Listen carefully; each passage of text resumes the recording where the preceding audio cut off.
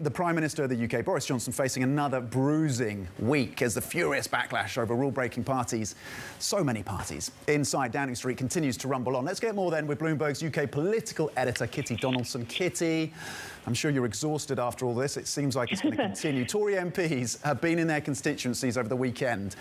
What have they been saying? How much pushback, how much anger really is there? And are they taking that and articulating that in Westminster? Yes, good morning. Another week, probably some more revelations to come. We don't know yet. So Tory MPs, yes, they come back to Westminster this morning. They've been in their constituencies all weekend, talking to their agents, talking to people on the street. There's no doubt there's immense public anger over these stories.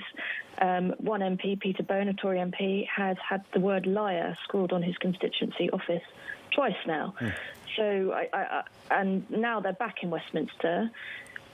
They get to talk to each other and they get to compare notes. So that's not good news for the Prime Minister.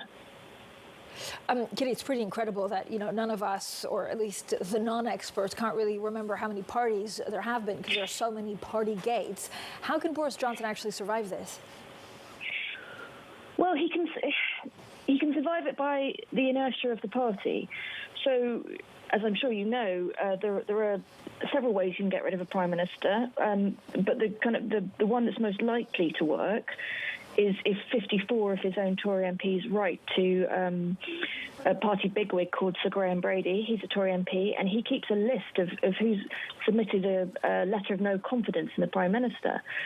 Now, we've been keeping a running tally of how many letters have been submitted, and so far there are 6 or 7 publicly declared, probably quite a few not declared publicly. So we haven't even nearly reached the magic tipping point of 54.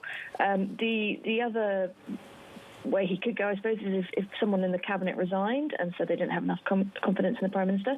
But this cabinet pretty much all owe their political fortunes to Boris Johnson. So it seems unlikely for anything to move on that front. Having said that, quite a lot of MPs are holding back, waiting for Sue Gray to do her report or to publish her report into what happened over all these parties last year. And we're expecting that either this week or next week. But there's quite a lot of debate over whether she will sort of provide the killer blow to Boris Johnson. It seems unlikely. She's a civil servant. It's more likely she will just set out the facts of the case, i.e.